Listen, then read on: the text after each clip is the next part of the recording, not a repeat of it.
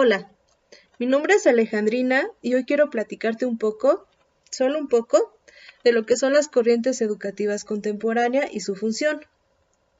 Como sabemos, la educación es un proceso social, por lo tanto está sujeta a cambios y modificaciones, así como momentos de adaptación que van a derivar en corrientes, formas de pensamiento o teorías que buscarán incidir sobre el proceso educativo y la formación de los alumnos.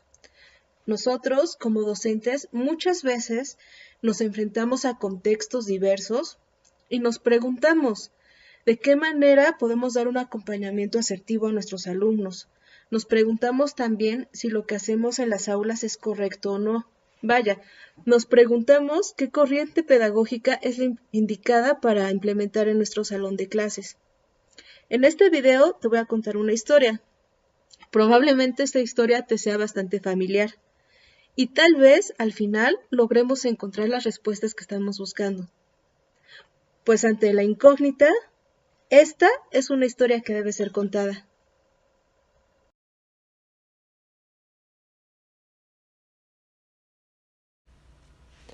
Esta es la historia de Ramiro y su búsqueda. Ramiro es una persona, única y compleja por naturaleza, pues en su ser refleja la diversidad a la cual todos estamos sujetos, tal como en un rompecabezas y sus piezas, pues cada una de ellas la unidad se crea. Ramiro es especial y diferente, igual que todos, tal como el que respira aire fresco con aroma a campo, quien a veces pareciera alejado de todo esto a lo que llamamos posmodernidad, o como aquel que con sus manos expresa lo que su boca calla, o quien con miradas y gestos lo dice todo, porque en su mundo, internamente, todo pareciera diferente. Esta historia no es tan distinta a otras que quedan inscritas en los muros de las aulas. Y así, al igual que tantos, Ramiro buscaba, perdido y confundido, buscaba sin saber exactamente el objeto de su búsqueda. Después de todo, ese es rasgo esencial de la humanidad. Esta no tan peculiar historia comienza una tarde cualquiera, de un lugar cualquiera, en un momento atemporal, en donde varios personajes, curiosos y sabios en diversos temas, gozaban de un diálogo singular en torno a una pregunta: ¿qué es la felicidad? Y una vez que se han planteado esta, ¿por qué no? ¿Qué camino conduce a la felicidad? En tanto, Ramiro escuchaba atento. Mientras para el pensador polifacético la felicidad suponía la máxima virtud en el hombre y por lo tanto el bien supremo a perseguir a través del conocimiento, para el maestro no todo acto conducía a ella, sino aquellos encaminados hacia el bien, por lo que era menester vivir en virtud y sabiduría. Por otro lado, para el pequeño pastor, como lo conocían unos pocos, la felicidad sería el resultado de un espíritu de lucha y voluntad, el poder sobre uno mismo.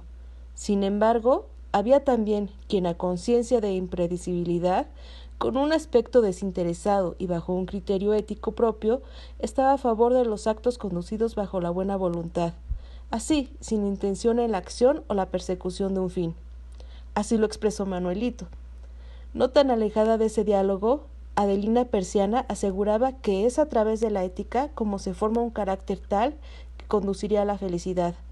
Y dentro de todo esto, no faltó quien distraído, libre y absorto de los encantos que ofrecía la naturaleza, bajo una esencia cínica característica de él, opinaba que sería en la austeridad donde yacían las respuestas a las preguntas planteadas.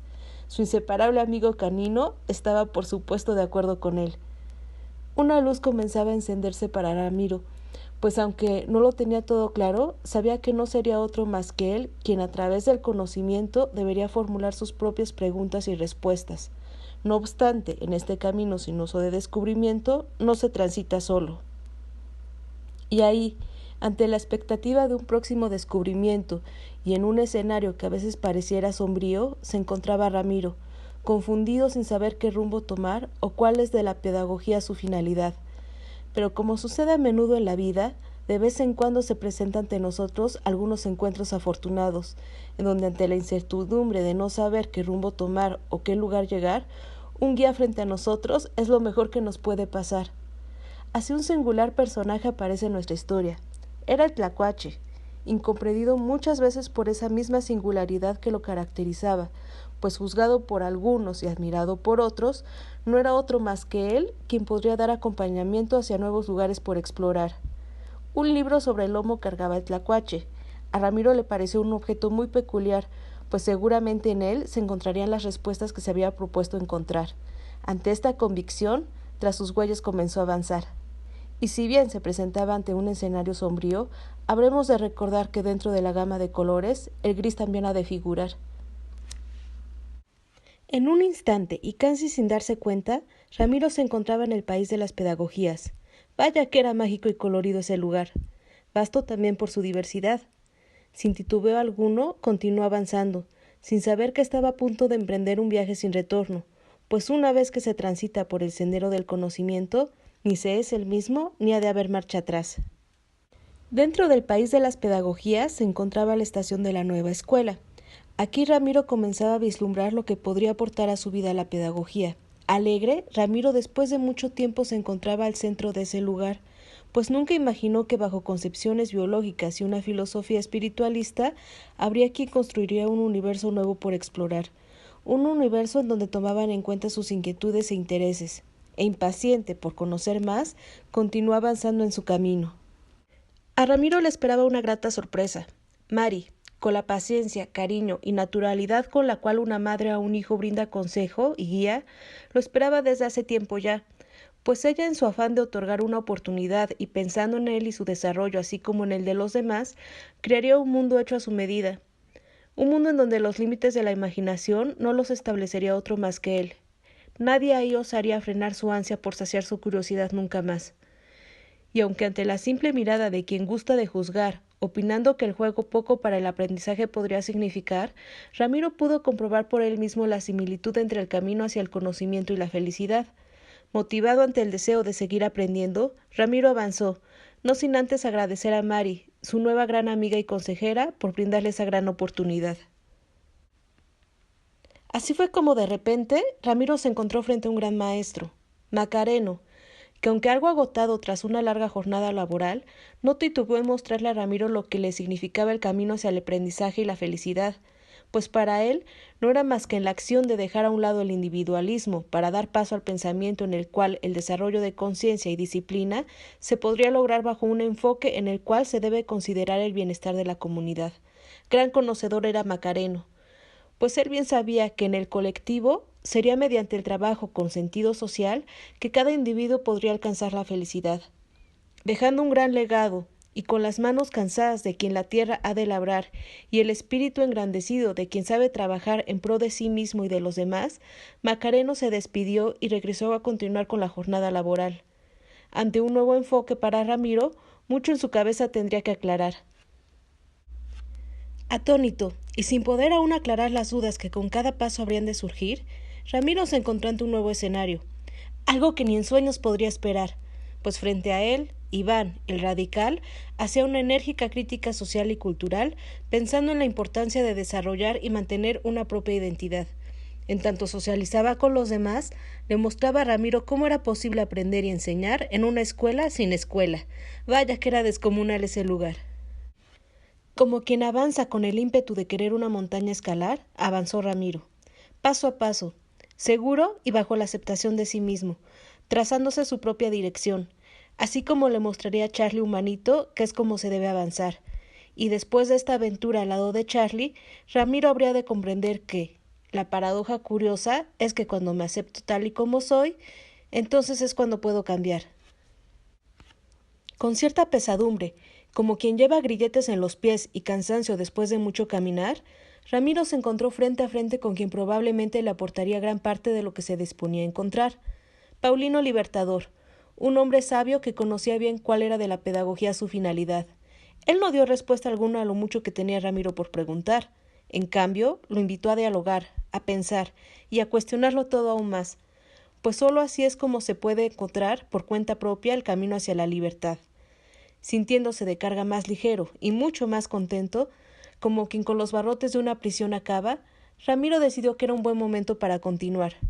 Claro, no sin antes cuestionar también las enseñanzas de Paulino Libertador. Al fin de cuentas, nadie lo sabe todo y nadie lo ignora todo. A solo un paso de encontrar respuestas, Ramiro estaba ante un muy colorido lugar, uno en donde se respetaba y valoraba la diversidad, y en donde tal como la pieza faltante de un rompecabezas, él podría perfectamente encajar, sin nadie que calificara o pusiera nombre a la forma que él tenía de avanzar. Un lugar hecho para todos. Ahí, si bien se respetaba la singularidad, el aprendizaje se diseñaría de una manera universal. Tanta era la felicidad que Ramiro sentía, que por un momento le pareció encontrarse entre la utopía y la realidad. Tras seguir las huellas del tlacuache incomprendido, quien sobre el lomo llevaba un libro, en esta historia estaba a punto de acontecer un momento especial. Se dice que ante la noche oscura del alma, solo la luz que le precede es posible esperar. Ahí, entre el velo de la noche y el alba al amanecer, a Ramiro posado sobre un árbol lo esperaba Felizón, el cacomixtle de Alejandría. A bien, Ramiro no sabía frente a un árbel de qué se encontraba. ¿Serían manzanas sus frutos tal vez? Como aquel que en una historia haría de su protagonista la gravedad. O quizá era solo un árbol de vida y saber, y en ese caso no se podría esperar más. Felizón aguardaba en silencio la inminente pregunta que Ramiro habría de pronunciar, y así como inminente la pregunta, la respuesta también lo es. No obstante, ante lo evidente, ya no había mucho de qué hablar. Bastó el silencio para comprender que ahí, bajo el resplandor y magia de esa noche, ambos diferentes rumbos habrían de tomar. ¿Cuál es el sendero correcto por el cual he de transitar? Era una pregunta que ya estaba por demás. Ramiro había recorrido ya lo suficiente como para poder deducir que bastaba con saber a dónde se quiere llegar. Y así, sin decir más, un último respiro alentó a Ramiro para poder llegar a ese destino final. Pues ante el anhelo de respuestas, la revelación de un secreto ha de aguardar. Como en lo efímero de un parpadeo, Ramiro transitó a ese otro lugar. El libro, que sobre el lomo llevaba el tlacuache, mostró lo que en su interior con tanto recelo tendría bien resguardar. Tras advertir que se encontraba ante un libro no escrito, no fue más que asombro lo que sintió Ramiro, y entonces finalmente comprendió lo que el tlacuache le deseaba enseñar, que no hay camino o sendero trazado para aquel que hacia el conocimiento y la felicidad desee transitar, que si bien habrá quienes han de marcar las pautas, ese es un camino que solo uno a sí mismo se ha de trazar. Sin embargo, un buen guía jamás está de más, y que tal como versan músicos y poetas, no hay camino, se hace camino al andar.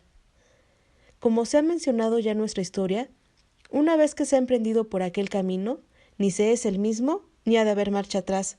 Así que sintiéndose pleno y sin nada más que agregar, Ramiro, no siendo otro más que él mismo, el país de las pedagogías dejó atrás, pues bien sabía lo que es ya la felicidad.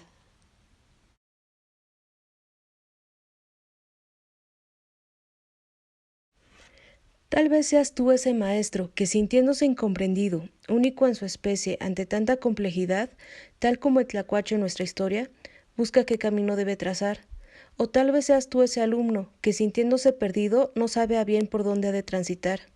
Sea como sea, tal vez solo debamos entender una cosa, que si bien no se está obligado a hacer más de lo que se pueda, mucho es lo que se puede lograr.